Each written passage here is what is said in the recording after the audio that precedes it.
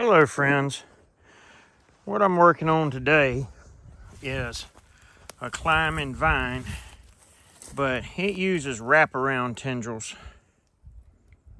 like Morning Glory does. I don't know if that's focusing or not in my very white hands,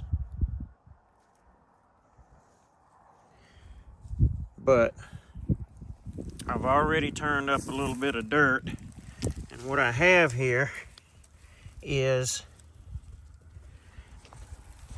a cedar stand. Streak, come! Streak! There's a car coming. Get up here. Come here. Sit down. Good girl. Sorry about that. I have to make sure my little pup stays out of the road. It's actually very relevant. I'm getting ready to get into that. Very relevant to why I'm planting right here. So this is a piece of land that is right beside the road, but it's not really useful to me for anything other than what I'm doing right here and getting these plants, these vines growing up here without a significant amount of work. You see, I have a ton of juniper growing right here. I've got some that have been limbed. The bottom limbs have been taken off of them. But pretty much about the only thing that'll grow here tree-wise is juniper, at least to get any age on it. Here we see I've got two others. Here's one. It's dead. It's not a juniper. I'm not sure what it is. And here's another one. I've already put some clematis roots at the base of this. It's Autumn Clematis. Streak, come. And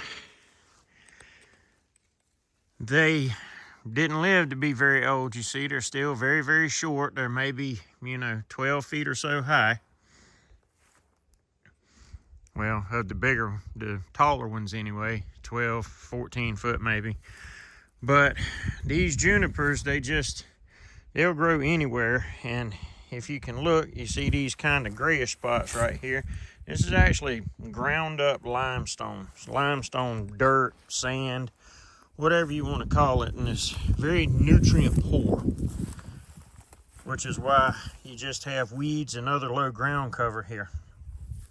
So I'm hoping that these clematis vines will take off, and I really am hoping that they'll spread through this stand of junipers right here and eventually kill them is what I'm hoping for. And it'll help them break down and make a good fertile soil here. But this is another one of those things that you can do in the wintertime. These autumn clematis seed that I'm planting, they have to be cold stratified. Come on, up here. And I ordered them late. They just came in earlier this week. Today is February the 11th, 2025.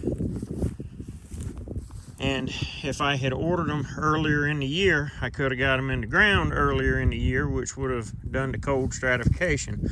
I'm hoping that we have enough below freezing weather left, or cold weather left, because it only has to be in the 40-ish range to cold stratify the seed. It doesn't have to be below freezing. So if I can get 3 or 4 more weeks where we're dipping into at least the 40s at night, then they'll cold stratify naturally and should take off. All right, come here. Up here. But streak,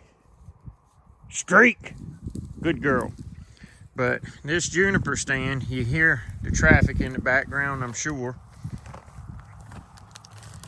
But I'm right next to the road. And that's why I really can't use this for anything. I don't know if you can see the gradient that I have right here, but it's a pretty steep hill. There's about a 10 to 20 foot drop between the break and the top of this hill. Actually, it's probably more than that, probably closer to 30 foot to the surface grade of the road, and there's not really a whole lot you can do with land slope like this. So anyway, I've rambled a bit. I hope that this helps. This is winter projects for the bees, and like I said, this is Autumn Clematis, so it actually does it. And I'm hung up in a briar now. It blooms in the fall.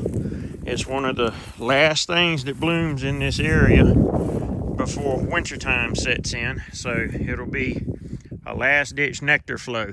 It even blooms later than goldenrod. So, like I said, just more things that can be done in the fall and winter and before springtime hits to be preparing for your bees. So remember, pamper your bees. Yahweh bless.